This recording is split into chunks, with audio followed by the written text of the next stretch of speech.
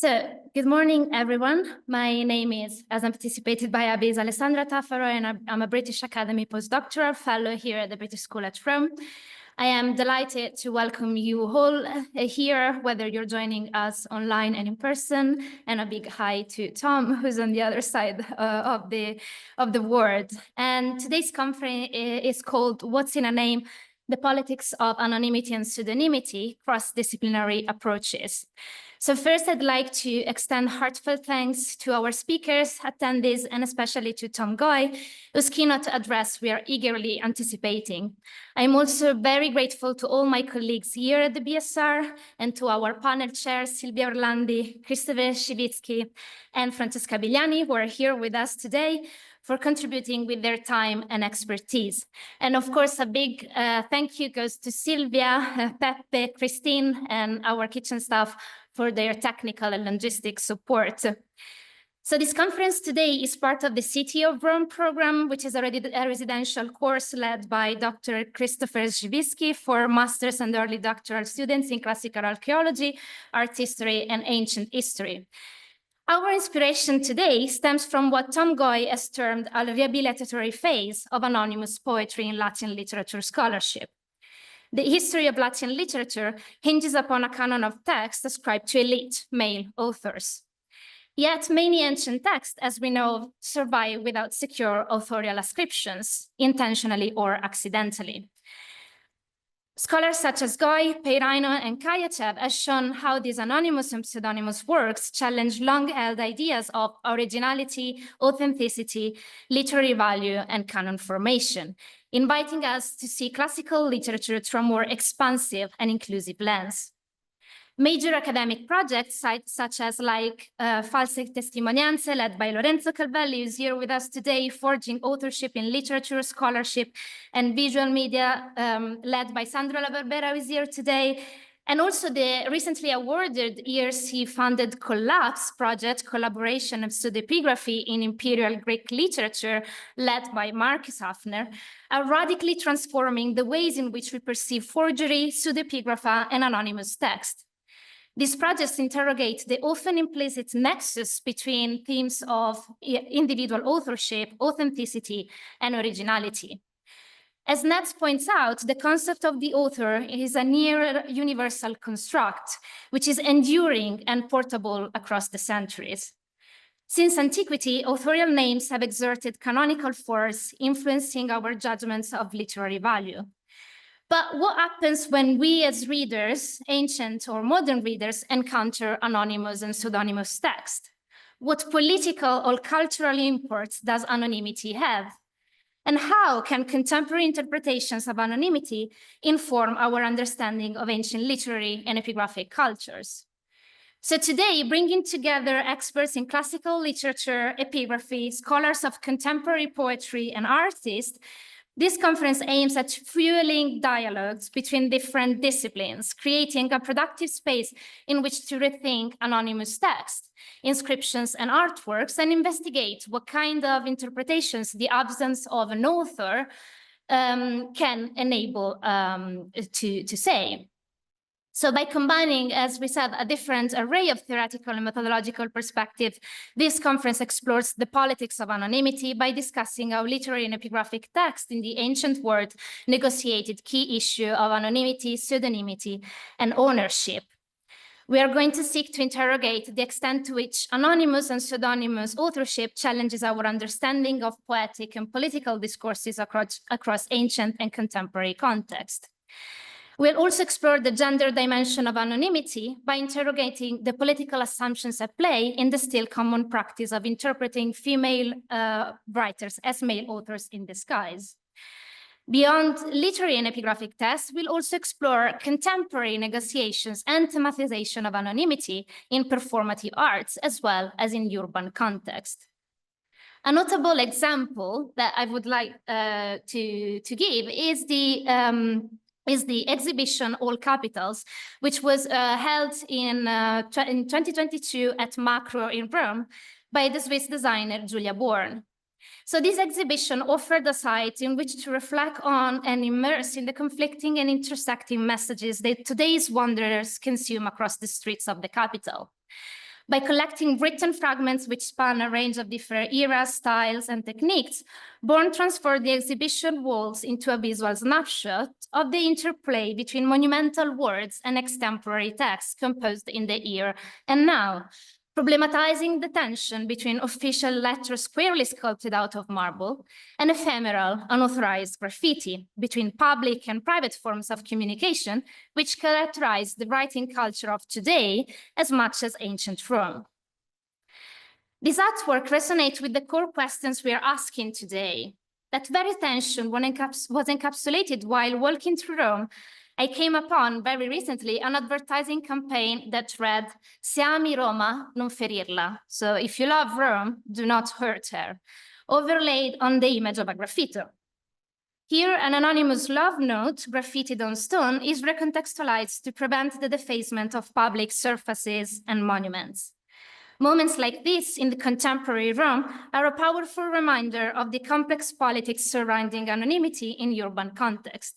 Whereas ancient graffiti was an accepted form of communication, modern graffiti are associated generally with conceptualization of transgression and political violence. So this conference seeks to explore these very shifts in the perception of anonymity. So just like a little bit of logistic information, the conference today is going to be divided in 4 thematic panels, each addressing different dimensions of anonymous authorship. In the first session, Dr. Geue's keynote address will unveil the often invisible paraliterary task of enslaved literary workers in the co-creation of the masterpieces of Latin literature, challenging models of individual authorship. Papers by Robin Kreitel and Bob Geue will explore how rhetorics of authorship came into currency in the Roman world and will test out the role of anonymous literary figures in Roman biographic tradition. The second session will see Sandro La Barbera and Lorenzo Calvelli taking us through the issues of authenticity and originality in pseudepigraphic text and forged inscription. The third session will then turn to the world of Pompeian graffiti with papers by Sarah Levin Richardson and myself to discuss how anonymity rewrites our understanding of identity politics and political discourses.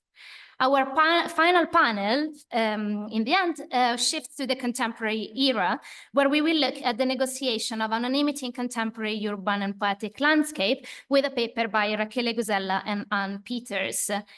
The conference, and Eloise Forniel, of course, and the conference will close with an interactive installation titled Taci Anzi Parla, Performing Anonymity, by our artist Eloise Fornieles. This artwork will test out the paradoxical tensions between pseudonymity, anonymity, and authorship in the arts, exploring new ways of understanding the negotiation of collective anonymous authorship in contemporary discourses.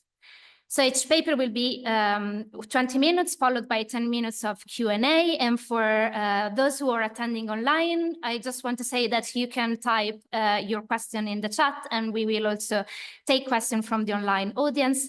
And so thank you so much for joining us today, and we look forward to what we hope will be an engaging event. Thank you very much.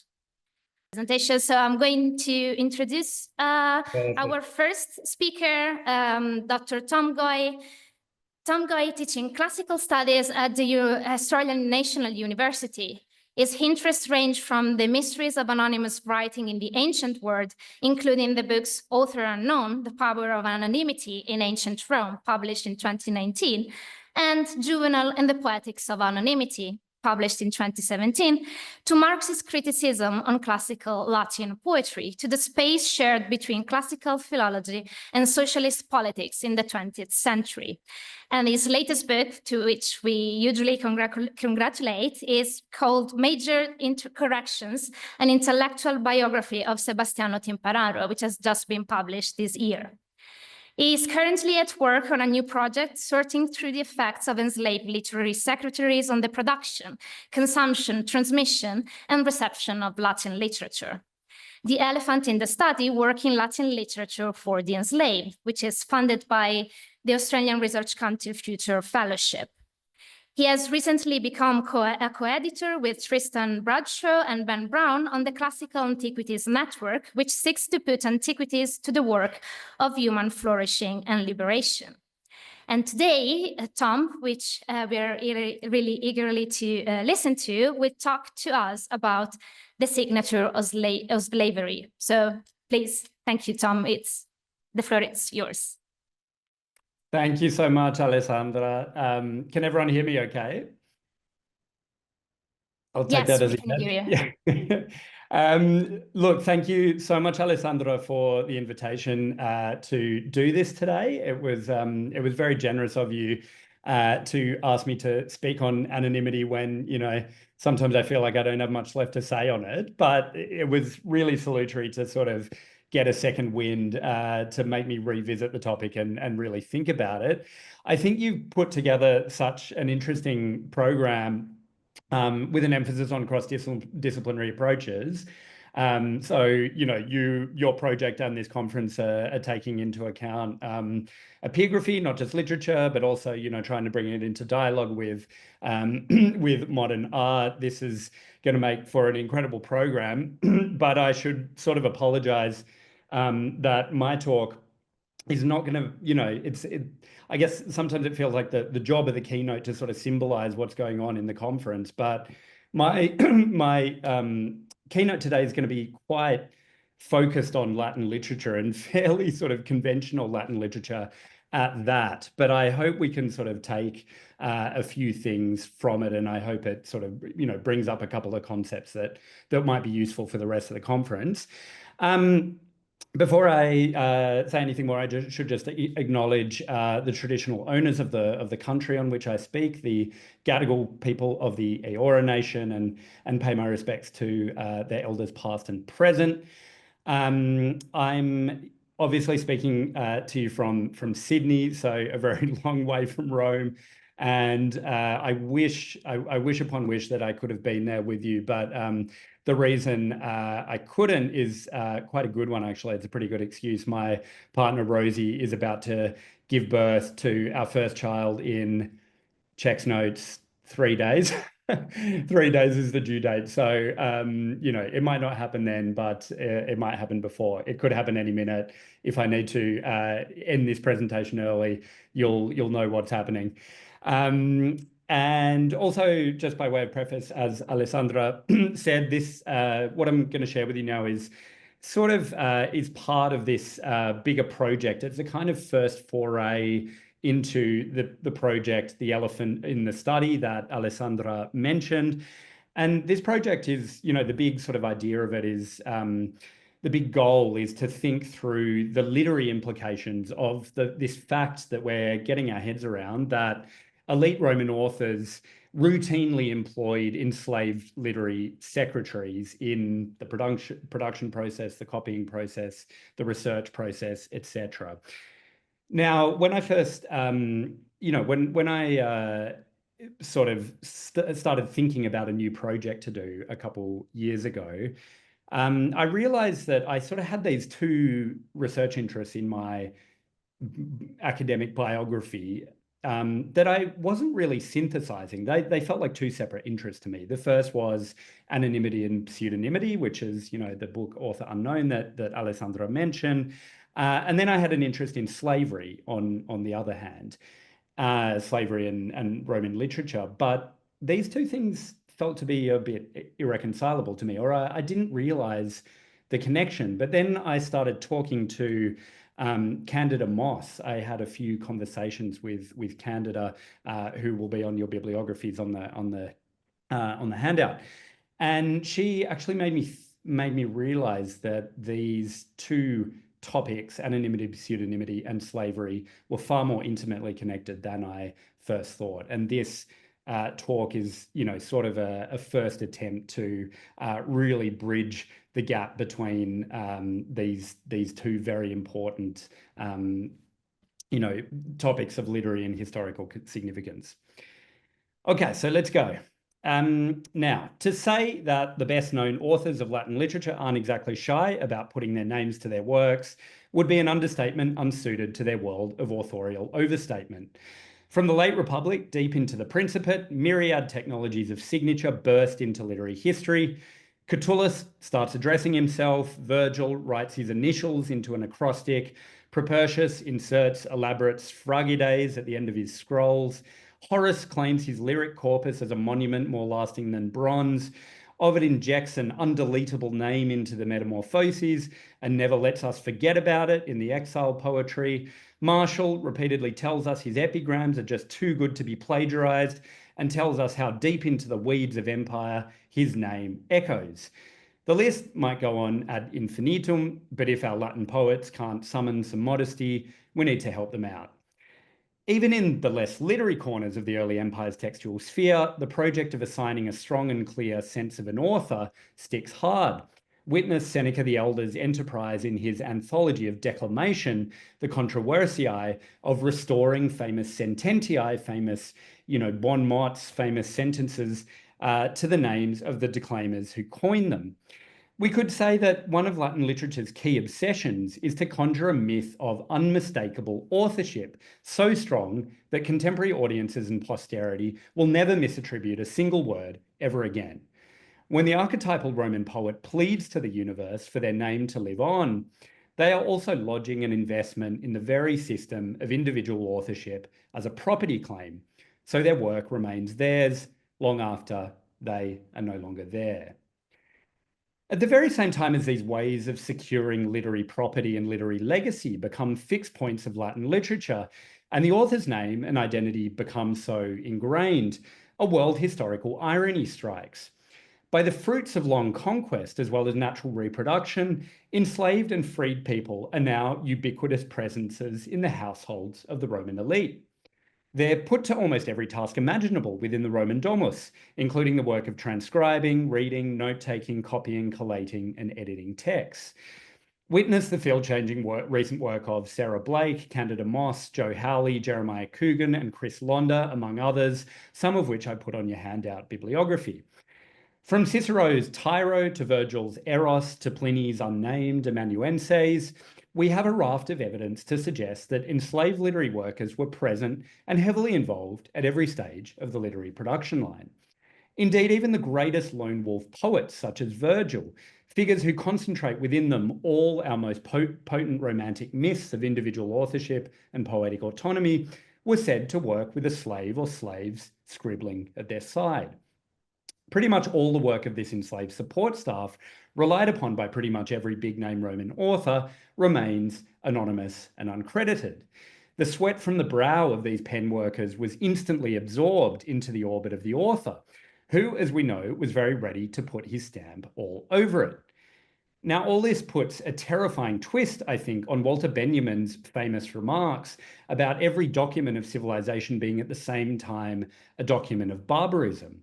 At Rome, almost every future classic bore some very direct trace of this anonymous toil.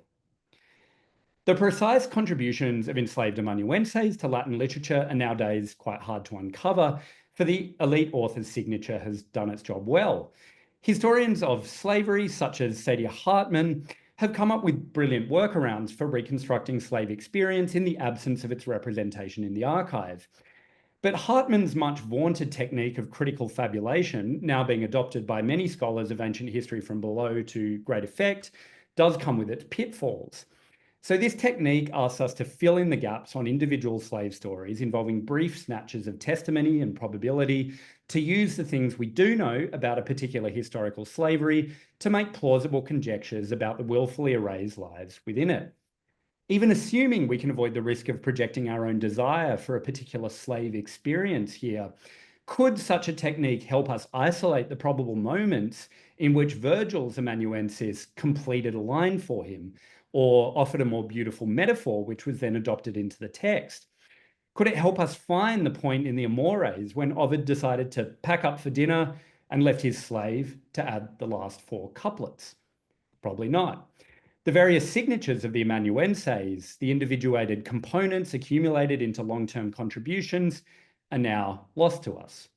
But the signature of slavery is still visible in the many ways Roman literature took shape in response to and in dialogue with the slave in the room.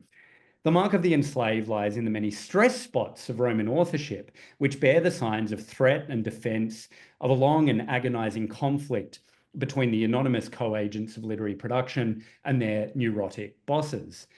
My contention today is that the pressure of the enslaved anonymous is there if you look, and it lurks beneath some of the most familiar patterns of onymity in Latin literature, of namefulness. My departure point today is the tantalizing conclusion of Chris Londa's 2023 dissertation, a brilliant dissertation on paraliterary labour in Rome. And in my view, this is one of the most exciting things written on Roman authorship since Irene Perano blew us all away with her 2012 book, The Rhetoric of the Roman Fake. Londa's dissertation, which is soon to be a book, examines the many kinds of literature-adjacent work done by enslaved domestic staff from the late Republic into the early Principate, and sheds rays of new light on figures such as Tyro, Cicero's enslaved and subsequently freed secretary, Parthenius of Nicaea, one of the key and originally enslaved intermediaries in the transmission of Hellenistic aesthetics to Rome, and Phaedrus, the formerly enslaved Aesopic fabulist writing around the Tiberian period. Londa ends the dissertation with a brilliant metaphor clarifying a deep structural analogy between Roman authorship and Roman slavery. While enslaving Roman authors conceive of their authorship as centripetal, always tying back to themselves, their slaves are often trying, by stealing texts from the library or simply running away, to exercise a countervailing centrifugal force. The elite author is always struggling to keep his fugitive texts, like his restless slaves, on a tight leash, and he remains anxious that the controlling tether could snap at any moment. So with his insight, suddenly we see the apparatus of Roman signature quite differently. And Londa says, with acrostics, authorial signatures, paratexts, and literary circles, so all of the very familiar architecture of Latin literature, Roman authors cling to their books, trying to regulate them on the way out the door as they vanish beyond their sightlines. With similar habits, names, tattoos, surveillance networks, and geographies of containment, they attempt to tether themselves to those they enslave. The core relation of Roman authorship is a kind of anxious attachment to a property that does not want to be owned, the relation, namely, of the enslaver to the enslaved. Part of the enslaver author's anxiety of control manifests in paranoia that the people working with him in the study or for him in the library will leak his texts before he's ready to release them. And who knows what could happen to them out in that big bad world of chaotic, unauthorized transmission that characterized the process of Roman publication. We in fact have fairly direct evidence that enslaved secretaries were often the vessels through which unauthorized copies of text entered into circulation, or at least were feared to be so, as this quote from Galen on his books implies. I won't read this, but the situation is that an unauthorized Galen text has sort of sprung through the leaky vessel of a shorthand secretary and out into the world. And it's moments like this which prompted Galen to write this work on his books in the first place, a work which is almost like a sphragis writ large. It's a claim to authorship over all the authentic Galen out there, and a kind of renunciation of all of the fakes.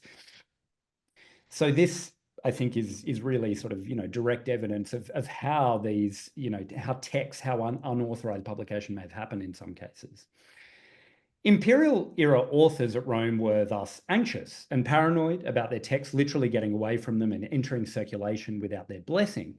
But another aspect of this paranoia was surely that, as our Virgils or our Ovids composed their immortal poetry, there was another competitor or competitors in the room who might in fact legitimately put their hand up in answer to the question, who wrote this? The engine room of Roman literature was thus an explosive confrontation point where the myth of singular authorship was most liable to breaking down. No wonder the texts we have seem to overcompensate for this dangerous encounter with an absolute surfeit of ownership claims.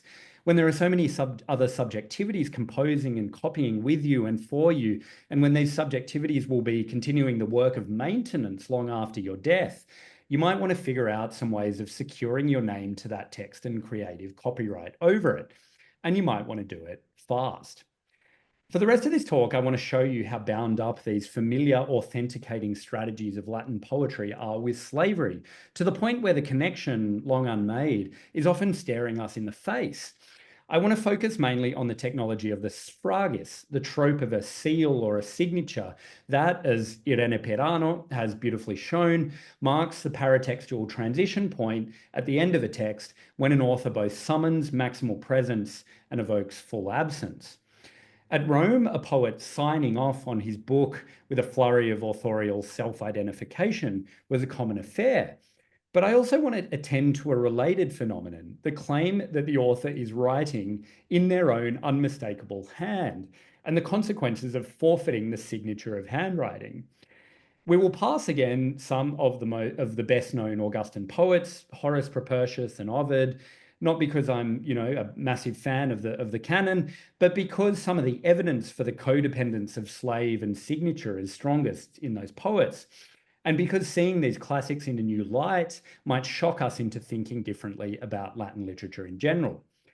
We'll be dealing mainly with the enslaver author's signature under pressure of the slave in the room. But at the end, I want to make a controversial and pretty much unprovable suggestion about how such a slave may well have written back. Okay, so the sphragis as a marker of authorial identity arguably doubled as insurance against theft from its very inception.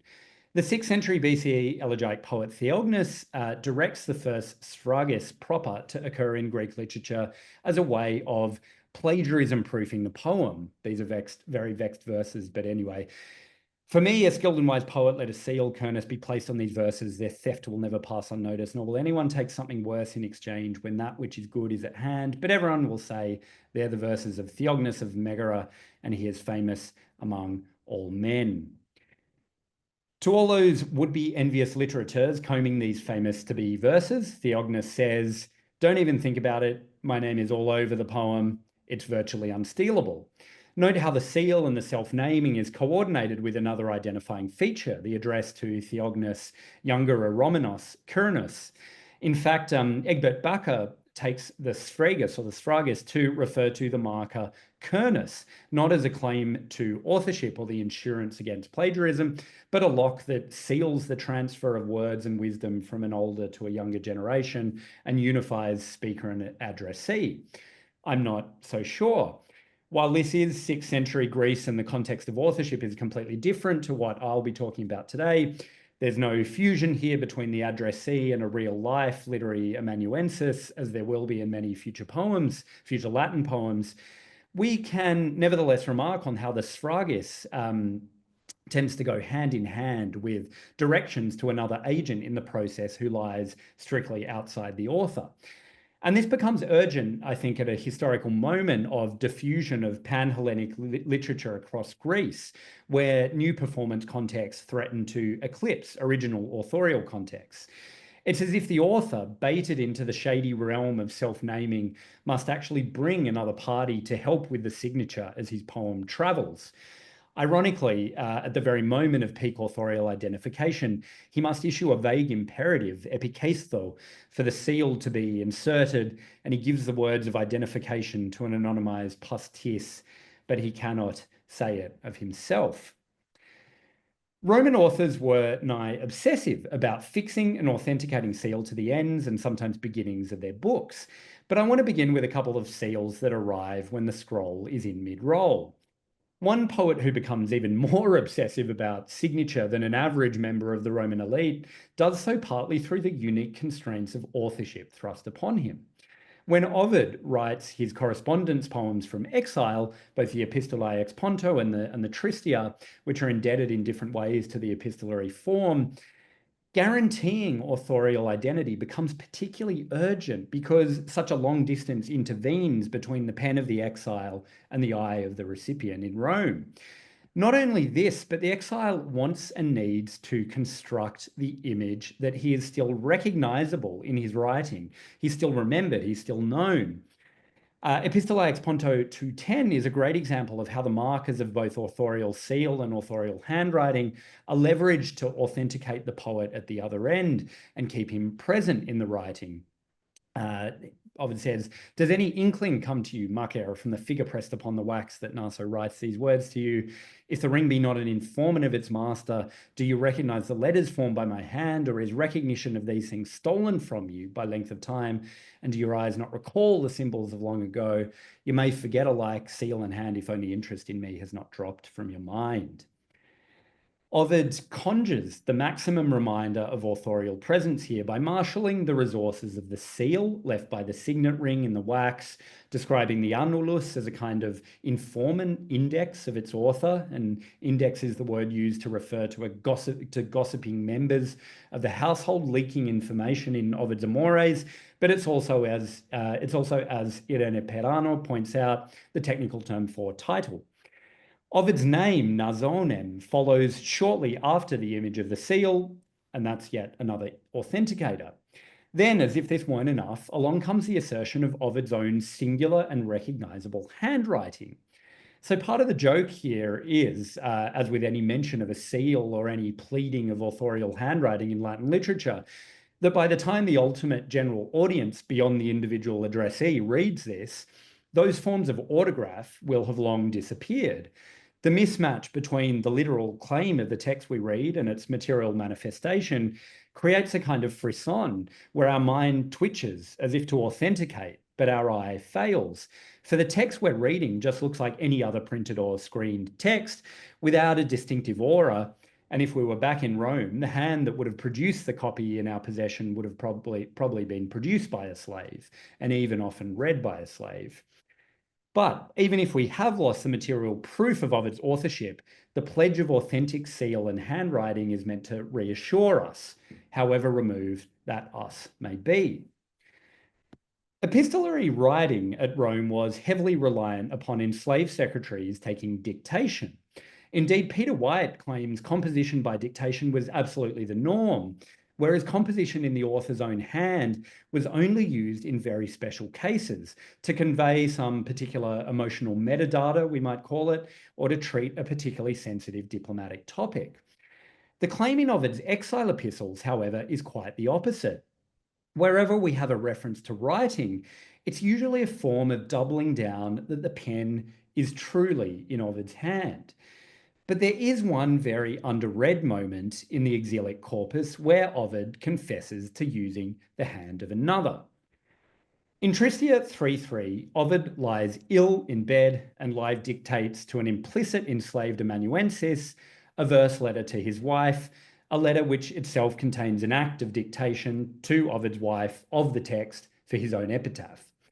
These two narrative levels of dictation, one mirroring the other, conflate slave and wife and allow the poet to merge two moments of writing through speech. The first at the fictional moment of composition, the second when Ovid's poem gets to Rome and instructs his wife at a distance. Interestingly, scholarship on the poem doesn't tend to mention the first act of dictation to the slave, strangely privileging the dictation to the wife. But the convergence and displacement of one dictation onto another is part of the alienating effect of the poem. So we begin with an all-out acknowledgement of a jarring outsourcing of handwriting, but then undergo a swift switch of focus. And I'll just read a part of this. If haply you wonder why this letter of mine is written by another's fingers, I am ill at the ends of an unknown world, and in fact I was unsure of my recovery. What spirit can you think is now mine, lying sick in a hideous land among Sauromartae and Getai? Okay, and then we get the standard complaints of Ovid in exile.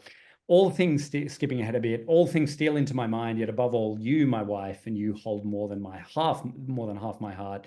You I address, though you are absent, you alone my voice names. No night comes to me without you, no day. Nay more, they say that when I talk strange things, 'twas so that your name was on my delirious lips. If my tongue were now to fail and cleaving to my palate was scarcely to be revived by drops of wine, let someone announce that my lady has come, I'll rise, and the hope of you will be the cause of my strength. Am I then uncertain of life? But are you perhaps passing happy hours yonder forgetful of me? You are not, I assert it. This is clear to me, dearest, that without me you pass no hour that is not sad. This latter lacks the usual authentication of Ovid in his own hand, for he is too sick to physically write. Instead, he entrusts his words to another's fingers, a separation of author and text connected somehow, we suspect, to the alienation of spoken language that finds a point of focus in the wife's name, something to hold on to in Ovid's bout of alienated speech, quinetiam sic me dicunt aliena locutum, ut foret amenti nomen in ore tuum, lines 19 to 20. Indeed, the whole thrust of the poem is to reorient attention away from the shadowy, unnamed figures responsible for mediating Ovid's message. Alterius or the aliquis come to announce in Ovid's fantasy that his wife is actually there in the flesh, and move that attention onto the known and named quantity of Ovid's wife. The passing of the pen from Ovid's hand to another party, a gesture that might entail danger of lost presence or compromised authentication, is in fact twisted into an ironic intensifier of authentication.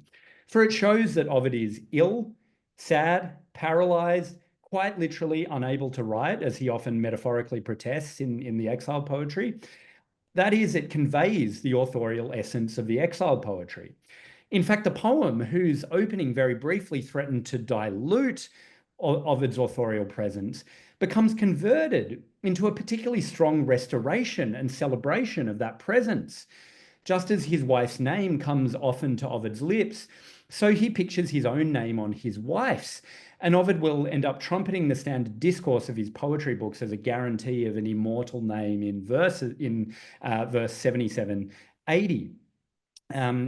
to 80. But in the middle of the poem, such naming is formalized into a sphragis cum epitaph that Ovid tells his wife precisely how to write. The epitaph, in fact, doubles down on the sphragis by claiming to be Naso speaking in the first person, but also by assigning the poet's identification to the usual imagined passerby of epitaphic poetry. And Ovid says here towards the end, these are the directions to his wife to write this epitaph, and mingling with my bones the leaves and powder of the nard, lay them to rest in soil close to the city, and on the marble tomb carve lines for the wayfarer to read with hasty eye, lines in large characters. I, who lie here with tender loves once played, Naso the bard, whose life has wit betrayed, grudge not, O lover, as thou passest by a prayer. Soft may the bones of Naso lie. So even without the consolatory motif of writing in his own hand, Ovid still manages to smuggle in a strong sphragis. The level of prescriptiveness over how the lines are to be written, carved in marble, written in big caps, like a proper Roman funerary inscription, indeed reminds us that we're meant to be reading an alien handwriting. In fact, the imperative heyday, or inscribe, reminds us that every piece of instruction addressed to his wife is also an address to the slave. The acts of dictation which constitute the poem are synchronized. We even feel the eerie convergence at the end of the poem. Here Ovid, right at the end, says, more would I write, but my voice worn out with speaking and my parched tongue deny the strength for dictation. Dictandi vires. Receive the last word, perhaps my lips shall utter a word which is not true of the sender. Farewell. So Ovid is pooped after this gargantuan effort at composing his epitaph while on death's door. So he duly puts a stop to the dictation. His dry tongue will give no more. But with one gasp of breath, he manages to pronounce that final generic greeting, the imperative vale, a sign-off mirroring the accipe at the beginning of the couplet. Who is Ovid actually addressing with that accipe? And who is the tibi of tibi qui mitit? Who is at the other end receiving these instructions, this dictation?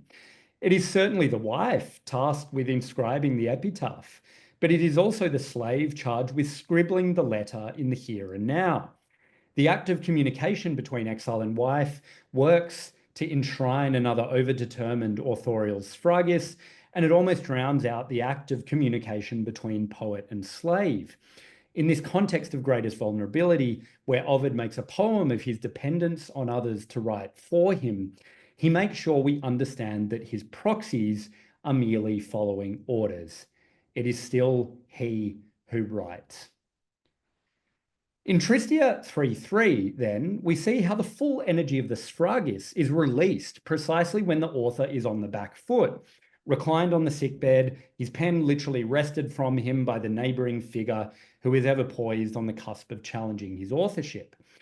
Now, skipping back a generation, but staying with the poetic letter for now, we can see a similar relationship between overdetermined seal and intermediary slave played out at the end of Horace's epistles. This poem furnishes one of the most notorious sphragis in Latin literature, but it contains no explicit reference to an enslaved amanuensis or dictation. Instead, any such presence of the enslaved is metaphorized into the familiar book as slave trope. And I'll read this. You seem, my book, to be looking wistfully toward Vertumnus and Janus, in order, forsooth, that you may go and sail, neatly polished with the pumice of the socii. You hate the keys and seals, so dear to the modest. You grieve at being shown to few, and praise a life in public, though I did not read you thus.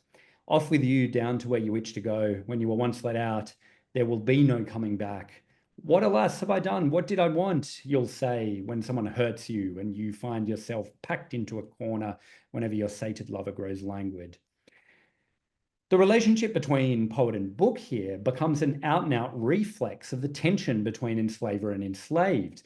The libellus is itching to run away into public. According to Horace, it hates the confinement of lock and seal. It doesn't like to be constrained to a small readership. Indeed, it froths at the mouth for the freedom of wide circulation.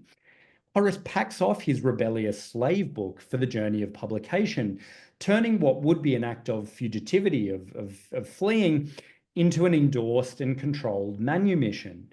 But he can't help himself scripting the book slave's words one last time as he ventriloquizes the book slave's regret and warns him of the violence sure to come. In a statement of classic enslaver ideology, Horace implies that life for his book slave will actually be more dangerous for him out in that big bad world. The poem turns into an extended meditation on what misadventures and violence this book slave might encounter away from home base, being a fugitive in Utica, or being sent in chains to Ilerda, or even, lo, that most undignified fate of many a slave in Rome, having to become a grammaticus, teaching school kids basic literacy. But these threats will not deter a book slave on the point of his freedom. So to this figure wriggling out of his possession, an entity resisting private ownership and allergic to seals, Horace can only attach a leash as it bounds out the door. And this leash is the sphragis. When the milder sun brings you a larger audience, you will tell them about me, that I was a freedman's son, and amid slender means spread wings too wide for my nest, thus adding to my merits what you take from my birth, that I found favour both in war and peace with the foremost in the state, of small stature, grey before my time, fond of the sun, quick in temper, yet so as to be easily appeased. If one chance to inquire my age, let him know that I completed my 44th December in the year when Lollius drew Lepidus for colleague. If the book slave is to get out into public, Horace can at least script the message. And the message will say, this is Horace's book, here is the author's identity, here is his sphragis confirming it. The authorial signature arrives again precisely at the moment of highest anxiety, when the slave is exiting the enslaver's control. The branding of the sphragis is a kind of rearguard action fought to claim the book as ongoing property, a slave who will do the master's bidding even at a distance. And as Chris Londa says in his dissertation, the enslaver's will is to be executed even after manumission, for a freed person was arguably never genuinely free of having to do the bidding in some form or other of his one-time enslaver, now turned patron. I would argue that Epistles 120 brings an implied enslaved amanuensis into the poem indirectly by turning the slave into a metaphor of the book.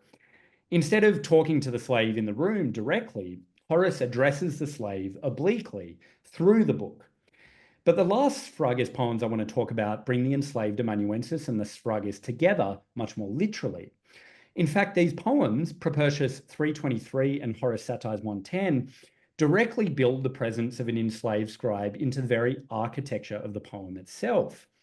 In both cases, the slaves are incidentally acknowledged and addressed right at the end of the poem, which gives them a presence much greater than the shadowy encounter of Tristia 3.3, where the slave is not addressed or mentioned directly, but only approached through Ovid's wife.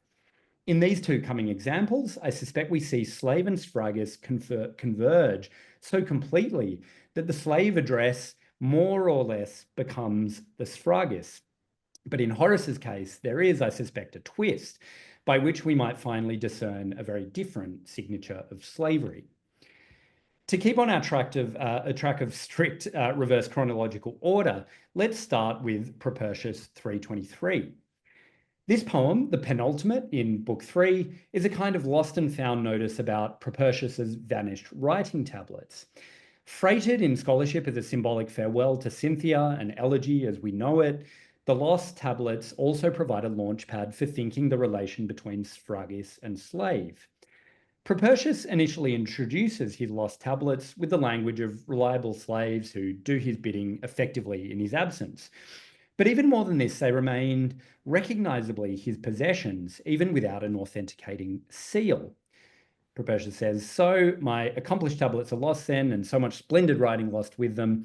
Long usage at my hands had worn them down and bade them, though unsealed, be credited as mine." They had by now learned how to mollify girls in my absence, and in my absence, sine me, utter some persuasive phrases. No setting of gold had made them precious. They were just cheap wax on common boxwood. Even so, they always remained faithful to me and always achieved good results. As Hayworth and Morwood put it nicely in their commentary, and I quote, "To confirm that a letter was authentic and had not been tampered with, the boards were fastened together, melted wax applied, and an impression made with a signet ring to identify the author." It's ironic that in a poem which has something of the nature of a sphragis, i.e. a seal, the only reference to the sealing of the tablets is negative.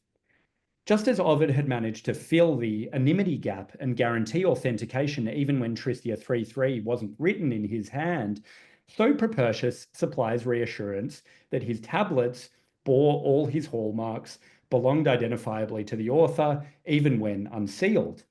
They have a built-in, essential, immanent sphragis to them, which transcends the material manifestation of a physical copy with a wax seal. And indeed, just as Ovid found several ways to script the writing of both wife and slave in Tristia 3.3 to write a poem about giving instructions to write a poem, in lines 11 to 16, Propertius too fills in the blanks for what Cynthia may have written on those lost tablets, either the angry recriminations of the jealous lover or a simple command for Propertius to come to Cynthia today. The absence of tablets, in fact, allows Propertius to script the responses of Cynthia even more than usual. But just as Propertius raises the idea that his tablets may no longer be his, forcibly repurposed by a greedy accumulator doing his accounts, the enslaved amanuensis steps into the poem as executor of its final sphragis. Oh dear, now some profiteer is writing his accounts on them, the tablets, and filling them with his pitiless ledgers. If anyone returns them to me, I shall reward him with gold. Who would care to keep wood when he might have wealth? Go, slave, ye puer, and quickly post this notice on some pillar, and write that your master lives on the Esquiline. The slave in the room, whom we imagine to have been scribbling down these dictated words the whole time, is now ordered to post this notice of lost tablets in public. But not only the notice, Propertius also asks the slave to append a classic feature of the sphragis, here the author's address on the Esquiline, in order to authenticate the message. As in Horace Epistles 120, so here, the slave is conscripted into playing the vehicle of authentication, but instead of making the slave into a book, or the book into a slave, Propertius acknowledges the slave directly and folds him into the poem. As a proxy of his master, the slave becomes the agent of authorial signature. The author is confirmed as such in the very act of address to the subordinate literary worker from whom he is keen to distinguish himself. But to apprehend fully the bond between slave and signature, we need to go back even further in time to the moment which inspired Propertius to tell his puer to go post and write in the first place.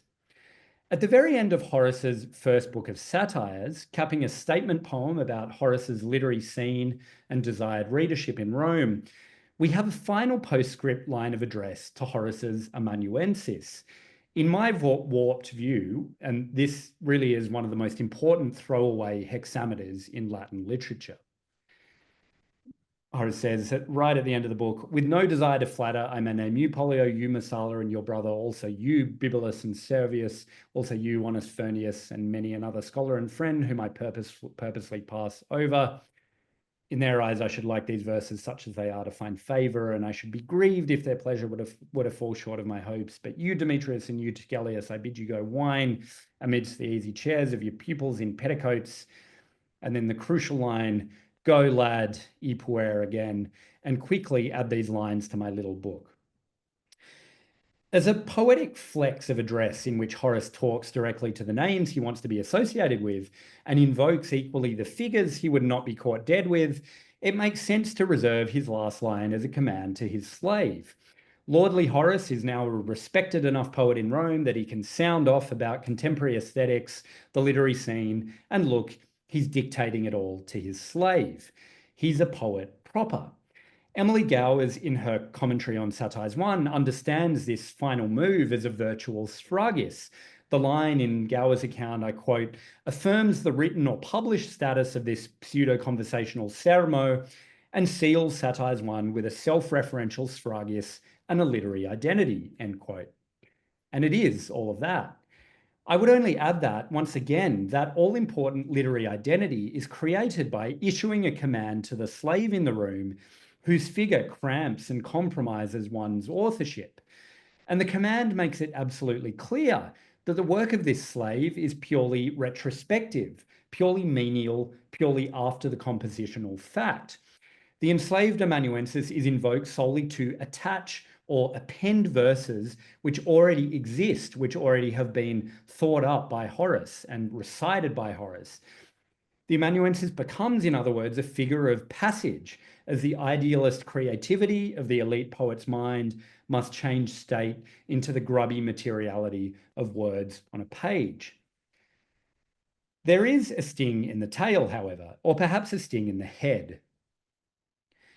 For several manuscripts of Satires 1, print an interpolated opening to the poem, 8 added lines before the conventionally recognised opening. The lines themselves deal with 2 rival editors of Lucilius, whom the poem starts with, Cato, likely Valerius Cato, and an anonymous editor whom some scholars identify as Orbilius, Horace's former teacher. Lucilius, how faulty you are, I will prove clearly by the witness of Cato, your own advocate, who is setting to work to remove faults from your ill-wrought verses. This task is done so much more gently by him, as he is a better man, of much finer taste than the other, who as a boy was oft-times gently entreated by the lash and moist ropes, so that later he might give aid to the poets of old against our present daintiness, when he had become the most learned of pedagogic knights. But to return, and then the conventional beginning begins. If this is, as is very likely, an interpolated passage, it's a particularly self-referential one, reflecting as it does on the art of the editor who intervenes in the text, emendare, in line 3. According to the interpolator, there are 2 methods of editing Lucilius represented among contemporary grammatici: the light touch of probably Valerius Cato, a well-respected professional scholar of the late Republic with humble Gallic roots, and then a heavier touch of someone who had suffered a violent schooling as a kid, in the style of Orbilius' treatment of Horace. The heavy identification with the more subtle taste and modifications of Cato is perhaps ironic, coming from an editor who has just pinned 8 extra lines on the front of a big contemporary poet's poem, a bold editorial intervention if ever there was one. But there is perhaps a subtle joke, also detected by Emily Gowers, in the way that this interpolator has taken the verse instruction at the end of the poem to heart. If we imagine for a second that the interpolator is the puer whom Horace addresses at the end, or at some level wishes to be identified with that puer, we see how he has effectively taken his revenge by twisting Horace's words. For as instructed, the enslaved assistant has subscribered has written below Horace's poem by prescribbering, by writing at the top some of his own words, right up there at the top of the poem. He's subverted Horace's orders designed to clarify the slave contribution as an afterthought by now making Horace's words the postscript appendage to an opening of his own making. Append these words to my little book. Okay, master, but you didn't say anything about not adding my own at the top. Could this be a genuine signature of slavery on which to end? I hesitate to sign off on it fully, for alas, we're never going to have proof beyond a reasonable doubt of who actually added those lines. What I do hope to have showed you today is that the slave often stalks the paratextual space of the sphragis, partly because the margins and the paratext were where enslaved literary workers, whether amanuenses, copyists, editors, note-takers, or compilers, did much of their meaningful work. It makes sense that Propertius and Horace would flag down their amanuenses at or at least near the ends of their books, because that is the moment where the sphere of responsibility transitions officially from author to slave. Composition is just the beginning. For the book's entrance into the material world with all the mess and uncertainty that involved, the author became increasingly dependent on the enslaved staff working in his name. But the bigger point I want to make is that the motif of authorial signature becomes so insistent and so intense in Latin literature precisely because authorship at this historical juncture is so murkily distributed. With the tablets or the scroll quite literally lying in the hands of the enslaved, more desperate grasps for authorship emerge. Certain poems in Latin literature testify well to this suggestion that signature was also a sign of slavery, an acknowledgement, however indirect, that authorial rights now had to be fought over more than ever. The hyperonymity of Latin poetry betrays the presence of anonymous powerhouses working just below deck. As for my marginal and cautious suggestion that the interpolator of Horace Satires 110 might have wished to be identified with a puer to whom Horace issues his verse sphragis to end the book, I leave you with one further and final indulgence. We know that enslaved and formerly enslaved workers often had charge of managing their enslavers' literary estate after their death, making sure that the right copies were in circulation, that the texts were in good order. Indeed, we suspect this was Tyro's task for Cicero, and that Rome's most famous literary secretary left his editorial stamp on Cicero's letters in more ways than one in the process. How much pseudepigraphic Latin poetry, for example, the pseudo-Virgilian culex, which Sandro is going to talk about later, might have been written by enslaved staff connected with the estate of a famous author who wanted to expand their enslavers' corpus even after their death, and who could smuggle their own compositions into a stream of tradition that might forever protect them as a bonus. How many enslaved literary workers continue to think of the texts they produce under their master's name, as they sometimes thought of themselves as extensions of their master's corpus? Indeed, we might ask whether the most famous interpolation in Latin literature, the Ille ego qui quondam preface to the Aeneid, could also be the work of an enslaved editor. Without straying too far into psychologizing the enslaved, imagine the thrill of pretending to be one's enslaver author, of claiming, if only for a few lines, finally and actually to be the one who wrote all that good stuff and to have it acknowledged. I am he who once tuned my song on a slender reed, then leaving the woodland, compelled the neighbouring fields to serve the husbandman, however grasping a work welcome to farmers, but now of Mars bristling arms and the man I sing. The fantasy of power implied in forcing the fields to obey the farmer might be a potent call to someone who had spent their life in slavery. Perhaps some of the sphragis of Latin literature, genuine or spurious, were in fact written by the humans living under an equivalent seal of ownership in their enslaver's domus. Just as the slave was likely the one to apply the master's seal to a real-life letter, so we might speculate they could be left the job of tying up the paratextual ends of a poem. No one would think to notice anything strange about a slave acting as their enslaver. for a part of and a stand-in for their enslaver was all their enslaver thought them to be. In the poet's sphragis, then, we can perhaps ironically detect the mark of another handwriting. If so, the signature of slavery might sometimes host the signature of the enslaved. Thanks very much for listening. I hope I'm on time, and we have a bit of time for discussion. Thank you.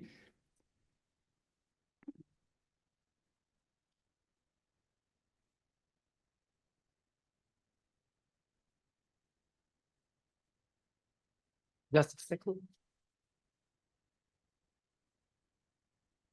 Bye, Ale. Okay, thank you so much, Tom. This was a really fascinating and thought-provoking paper.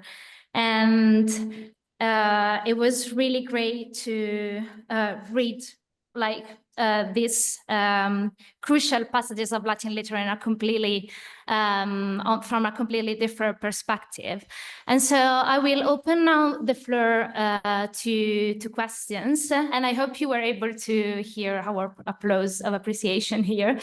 So we are gonna take questions both online and from the audience, and there's a question from Sandro, so I will refrain mine for afterwards. So Sandro La Barbera. And I hope, Tom, that you can see, yeah, you're still seeing the audience. Yeah, I can see you all. Ciao, Sandro. Ciao. Can you hear me, Tom? Yeah, got you. Okay, good. Great stuff. As usual, there are a lot of things that I think we will keep talking about also in the future. I had just these two thoughts that kept coming to my mind, and I don't know how to make sense of them, if they make sense at all. One is that to me, the perception of these sphragis and in general of the seal imagery, to me that speaks more to the necessity to comfort the readers, that the thing that's being presented to them is the author they expect to receive stuff from, and often with the implication that they are going to be the comforters of further readers that get the thing from them. And that's one thought. So to me, that is more, or also has to do with reader response as much as it has to do with authorial activity, or even more than that. The other element from the texts that you were presenting, and the Horace one was brilliant. You really messed with my understanding of the canon there. But the other thing is that most of these, or usually this imagery, has to do with tablets, which is literally the thing that you're not holding in your hands when you're reading this thing, which is from usually at the point of view as part of the audience reading this, you're doing that from a papyrus scroll. The only use that you have for seals at this point is, as you were saying, if they keep the tablets shut, which again is to ensure that for the reader, not for the author, for the reader, that this thing has come from the authority that you imagine it coming from. So I wonder if, in addition to everything that you said, these two dimensions of the ephemerality of the tablet as a writing support, and therefore everything that can happen to it in the process has to do with this representation. And if you think that perhaps a reader response way of looking at this might complement what you were thinking, or perhaps opening new wrinkles about it. Awesome, thanks, Sandro. Yes, you're very right. I mean, I suppose the danger of this kind of reading that I've been doing of late is a kind of over-investment, over-intensification of the authorial context. You know, it's really to sort of pay attention to the moment of composition and shortly after. And, you know, I think I sort of don't, as you point out, I don't give enough attention to the function of this for a reader. Yeah, I think, maybe one way of thinking about this is, you know, is a compromise solution in that I think that the sphragis as a, you know, as a mode of signature was not only designed to protect, a text within within an authorial context, within a kind of culture of quite leaky publication, but it was also a technique for the future. And it was a technique, designed to kind of, to give future readers the secure sense that they were in fact reading your Virgil or your Ovid, And I think that yeah, I mean, I think that really that plays into it. And perhaps I just, wasn't perhaps I just sort of underemphasized that. But I guess yeah, my retort to that would be that there is a certain sort of anxiety and paranoia that that plays into this, into these signatures, which is sort of, which comes, I think, from the authorial kind of, publication and circulation context, and by which the authors sort of imagine that their text, that the authors imagine that the publication and circulation context will be the same in the future, and thus the text will constantly kind of require a kind of refreshment of authorial claim to them.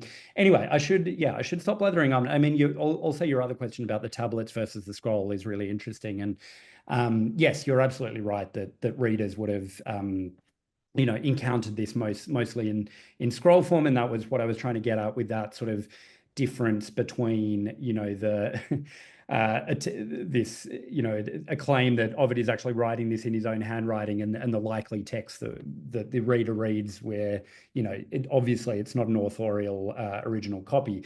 But yeah, the tablets are also interesting because they're because they involve a degree of erasability that papyrus doesn't involve so much. So there's also that element to it. Anyway, I'll shut up. Thanks, Sandro. Really productive question. Thank you, Tom. And just one thing, Tristia 3.1 has the papyrus presenting itself as the product of my dominus. So maybe that can go into the whole thing.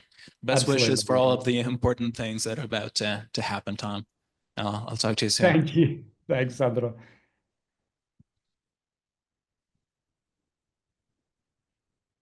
Yes. I think Professor Silvia, no, okay. Okay. Yeah. I will ask my question later, Tom. No worries. Hi. Oh, well, I'm on. Hi, my name is Gareth Ernst. I'm staying here at the British School at Rome sometimes. I'm based in Sydney too. My studio is in Chippendale. Oh, there you go. Just down the road. Yeah. Oh, yeah. You should visit sometime. Okay. Thinking I'd like your just a thought. You mentioned Walter Benjamin in one of your quotes, and Walter Benjamin talks about translations rather than debasing works, actually enhancing and getting closer to a purer truth of the work. Is it possible, like if we that these slave writers, is that the right term? The slave writers add to the presence of the work. They sort of break down this concept of authorship and help the truth of the work, enhance the truth of the work. Thanks so much. Yeah, it's a very interesting question. Yeah, I mean, I would have to read the Benjamin on translation. It's an essay by him, right? Or yeah. Okay. Yeah, I read that many years ago in my PhD, so I've forgotten kind of what's in it. But yeah, I mean, in terms of enhancing the presence of the work, I suppose what I see partly is the function of these of the moments that the slave amanuensis or secretary is incorporated into the text or referred to explicitly within the text, is that it often kind of makes a very fraught and muddy relationship of where the intellectual contributions are coming from. It makes that fraught relationship clear. So, you know, we see this happening in the Propertius, you know, and definitely in the Horace, this sense of, okay, you know, I, the poet, have constructed this, have formulated this, you know, and I've composed it, and now you are merely the sort of material vehicle for this. But then, you know, I guess this, you know, that presence of the slave, when you sort of acknowledge it, then it sort of leads to these very thorny questions, I think. So it's a risk to sort of bring that slave into the poem, because then the reader asks, well, you know, what else is this slave doing? And, you know, do I trust this elite author? You know, can I really believe that a highly skilled literary secretary was not, you know, was not sort of making any further contributions to this text? So I guess that, you know, it's what may have been a strategy of kind of distinguishing the intellectual work of the elite author from the manual labor of the slave ends up sort of, you know, perversely collapsing those boundaries. That's what I kind of feel is going on here. But yeah, that I haven't said much about translation. I'm sorry. Presence. Thank you. Yeah. Thank you so much, Tom. Again, I have a question about if you think there is a shift in the authorial paranoia about control over literary text when the marketization of literature spreads in Flavian times. I know that you're not focusing on the codex editions, in which you also have the frontispieces, for instance. And I'm thinking about this especially because when we realize that probably the first appearance of the technical term of plagiarism, of literary plagiarism, appears in Marshall in the first book, in Epigram 152, and it is belonging to the cycle of Fidentinus epigrams, so accusing Fidentinus of literary plagiarism. Whether you potentially see a shift there with the marketization, there is even more paranoia. But on the other hand, and if we think about the etymology of plagiarism, literary plagiarism, there is this interesting connection with plagium, which is the in-depth appropriation of someone else's slave. And so there is all this idea, this rhetoric of the book being appropriated by a literary theft, who is a plagiarius, so who's appropriating like the enslaved work of someone else. And in particular, I couldn't fail to notice that it seems there's a lot going on in the text about the potential opposition between the authorial voice and the writtenness, the materiality of the writing. And it seems that the author, nonetheless, is superimposing on any physical materiality of the writing, which can be delegated to someone else. So the poor appears, I'm thinking about, for instance, Marshall, the poor appears as the one who is the vehicle, he transmits the literary work, and it brings it to the powerful patron or the emperor.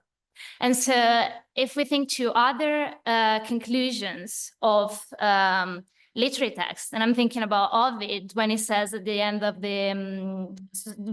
he uses the image of the disembodied voice at the end of Metamorphosis. So it seems that there is this tension between what is written, and it can be acknowledged as the work of someone else. And as we see in your passage 5, we have, this is written from other fingers. Nonetheless, it's me who is speaking and dictating. So there is this tension between voice and what is written.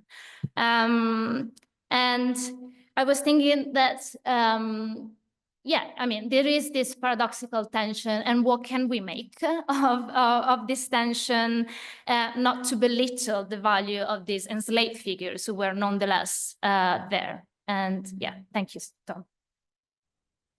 Yeah, wonderful. Thanks, Alessandra. Yeah, I mean, thank you for bringing up Marshall. Marshall was someone who, you know, I started, you know, with good intentions of getting to at some point, but then I got stuck in the Augustan period, and you know, I just didn't get a chance to get to him. But I made a little nod to him at the beginning. He's very important in the history of this this phenomenon that I'm tracking, and I think you're absolutely right that paranoia increases as marketization increases, as, bookseller type circulation increases, as if we're to sort of believe the Marshall's claims about his own circulation, the literature is sort of traveling further and further.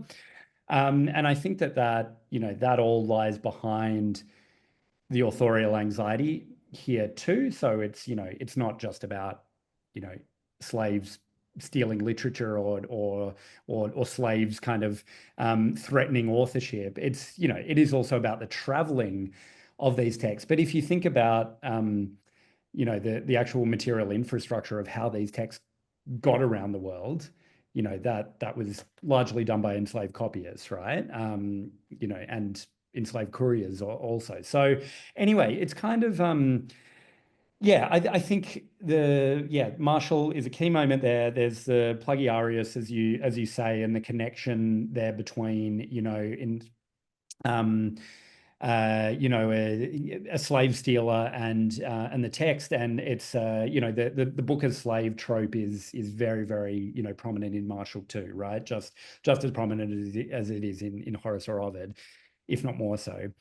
And then what you said about the tension between writing and voice. I think what we're sort of seeing, in some ways these binaries are kind of very old, right? Like you think of it's basically a sort of Platonic binary of body, of body versus mind, and the sort of, as usual, the elite appropriation of mind over body, and body can be outsourced, but mind, mind is the kind of singular possession of the elite. That's the implication.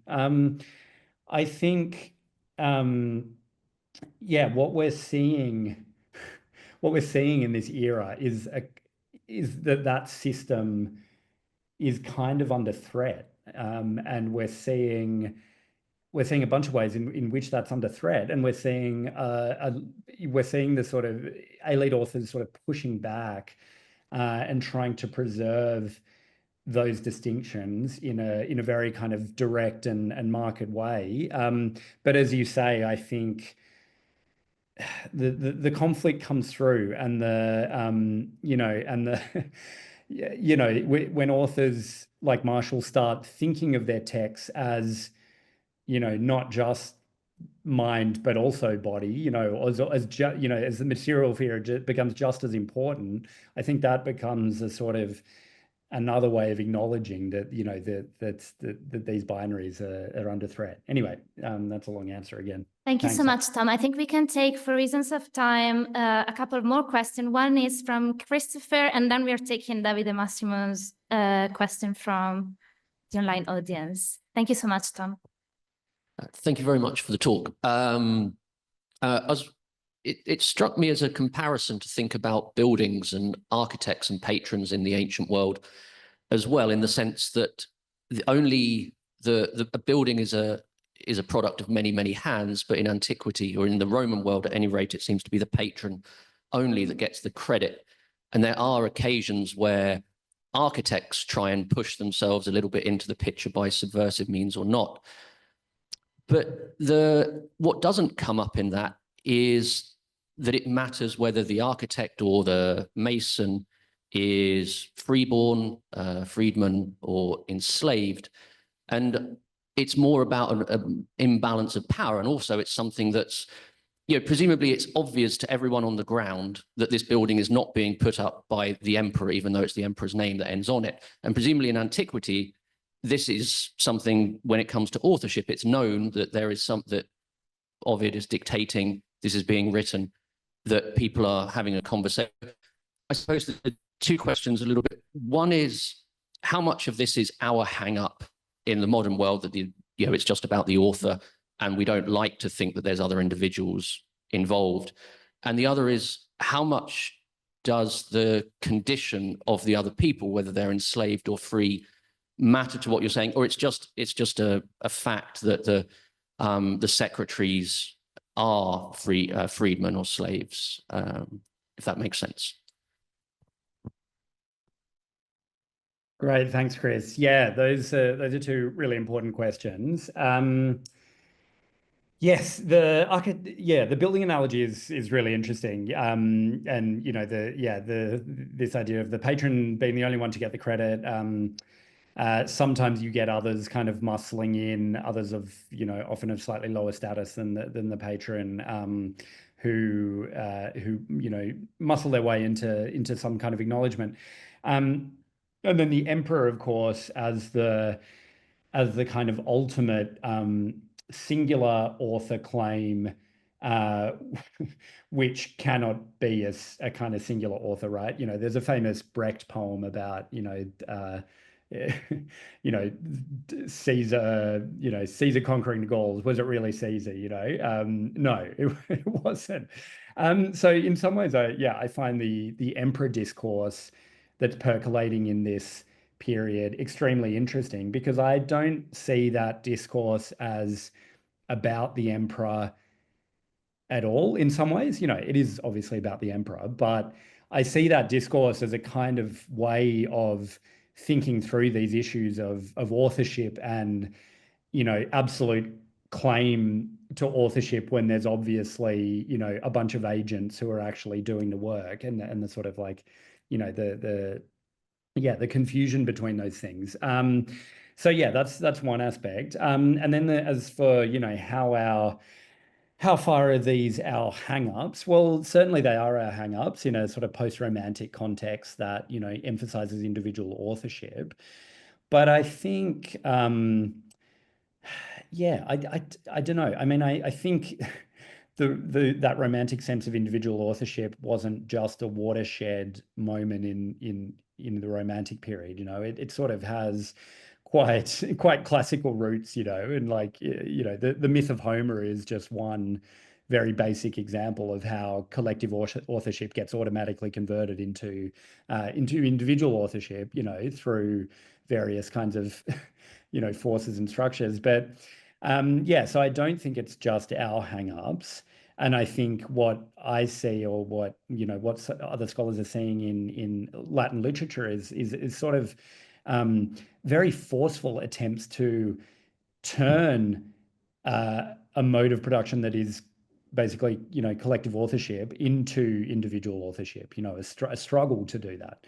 And as far as how much the condition of the people matters, whether they were enslaved or freed, or, you know, sorry, whether they were enslaved or not, I think it matters a lot, actually, because this, you know, this idea of the author kind of being able to freely appropriate the labor of another is, you know, that is what slavery is. It's built into it. So it's almost as if, you know, this was considered just a legitimate system because the enslaver just considers the slave an extension of his own body through you know, metaphorical prosthesis, you know.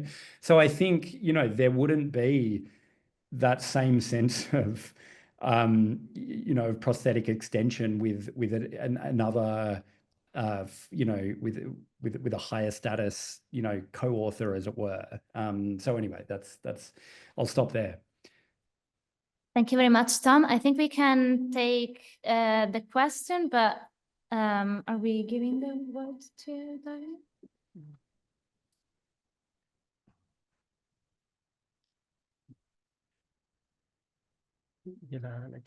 Okay. Okay. There's a funny mistake because I'm not Davide Massimo, but Niccolò Campodonico.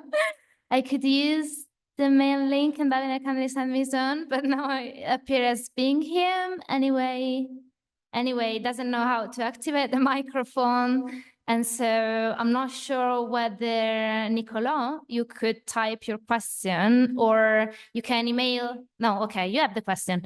So if I've not missed anything, another passage you might consider is the one in the life of Virgil by Suetonius and Donatus, in which it is said that Herodes, Virgil's freedman, recounted that he had transcribed into the volumen He managed 2 verses that Virgil himself had first left in the middle and then completed in a moment of inspiration. And a little earlier in the same biography, it is said that many tried to complete the off verse. Yeah, exactly. Yeah, that's a great one, Nicolo. Hi, Nicolo. Yes, that's right. So this is what what I was thinking about when I mentioned Virgil very briefly towards the beginning, but that the Suetonian Donatan passage. Sorry, you've just added, there could therefore be a connection with the debate on how to complete as many did the unfinished verses of the Aeneid, to which the anecdote about Virgil's freedman refers. Yes, exactly. So that, I think, yes, I think that kind of shows at a very minor, at a very kind of finicky minor level, some of the dynamics that could have been at play here. And I think, the case of Virgil's unfinished verses is a really interesting one as well, because, if Virgil, left, if it was part of Virgil's mode of composition to kind of leave these things incomplete, it's sort of inviting for an enslaved amanuensis to contribute in that way, right? As many subsequent readers played around with completing those incomplete verses. So anyway, yeah, I think that's a really good direct example. Thanks. Okay, thank you so much, Tom. I think that if you could please join me in giving a huge round of applause to this fantastic talk. Thank you, Tom.